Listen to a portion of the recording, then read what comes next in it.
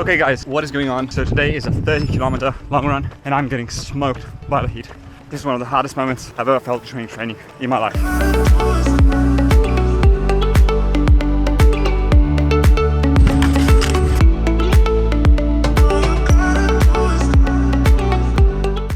That was incredibly hard, to be honest.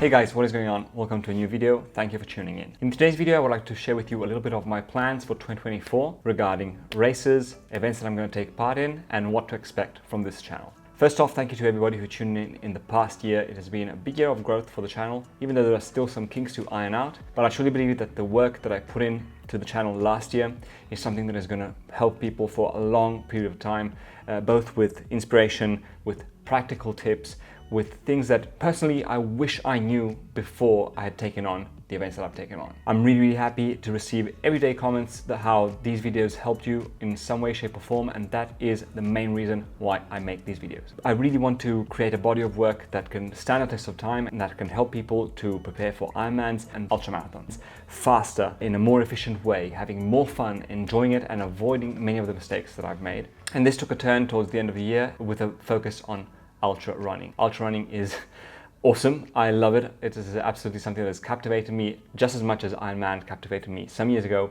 And I highly encourage you to try it out if you ever have the chance to do it. It is extremely fun, extremely challenging, and in some way a natural progression because it is something that goes for more hours than Ironman. It is something that I really like and that I'm going to keep on pursuing if my body allows me to. But you bet that I'm going to do everything in my power possible to be healthy enough and injury-free so that I can pursue ultra running goals. So what events am I going to take on this year? For now, I'm going to be taking on two main events. These are the things that are going to be my A goals for this year. In 2023, I took on both an Ironman with sub 10 and a 100-kilometer ultra trail run.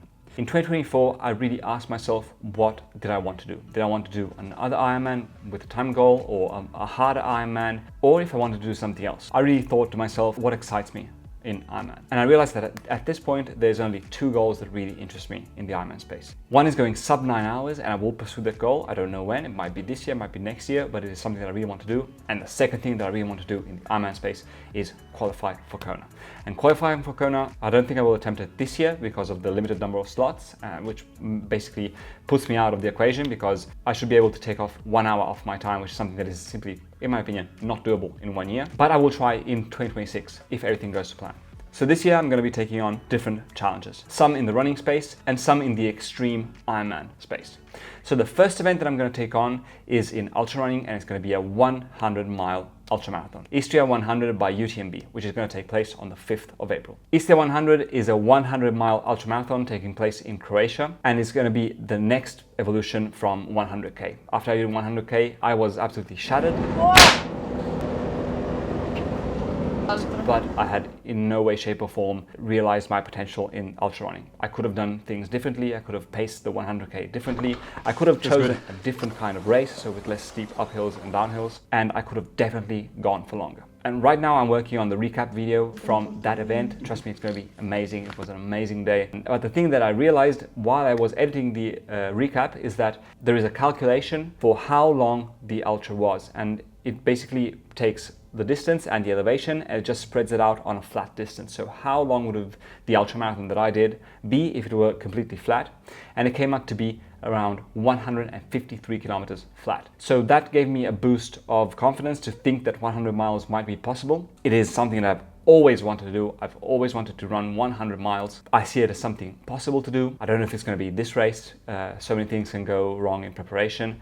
Right now we are in Bali, Indonesia. This has its challenges, as in there aren't that many trails here, so I have to be creative. I found a couple, but it is definitely not like training in Europe.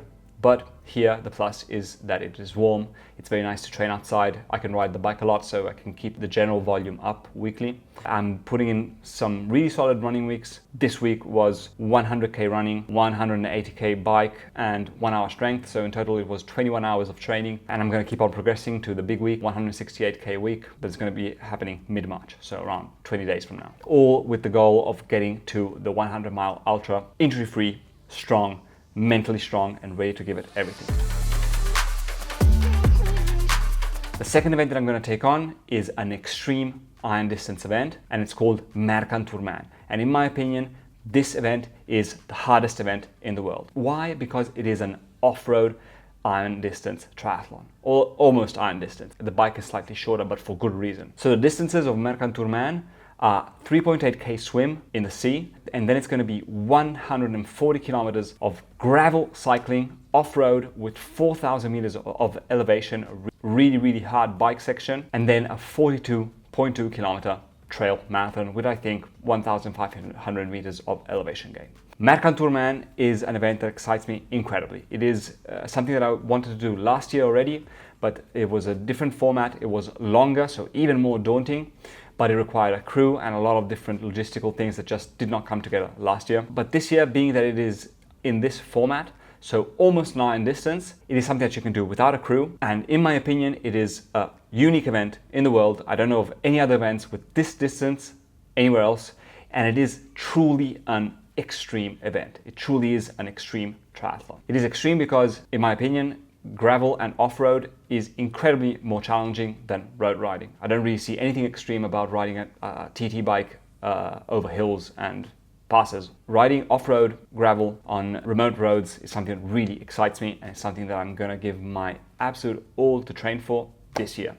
So Mercantourman is going to happen mid-June. I think it's going to be an absolutely epic event. They also have a 70.3 distance version, so if you want to check it out, go to Mercantourman. In my opinion, one of a kind event, one of the best events out there for sure, and I really hope there's going to be more events like that popping up everywhere in the world, because I think it is just going to be so much fun and such a big challenge. We are looking at, I think, around a 16 to 17 hour race. If everything goes to plan, it might be even longer. So something really extreme that is going to push my limits further than they've ever been pushed, basically, in the triathlon space. So yeah, the only two events that I've signed up for this year are the 100 mile ultra and the extreme gravel triathlon. Probably going to do something else, but the main goals right now are that, and that is where all my focus is going to.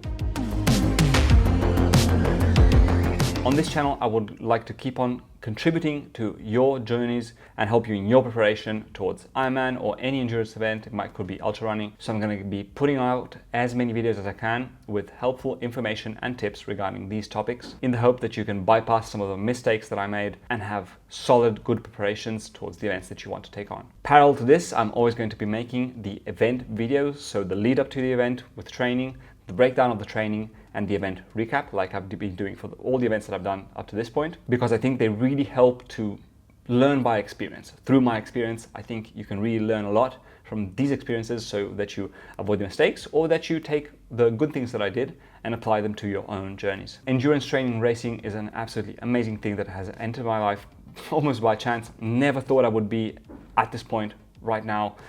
It's crazy if I think about it.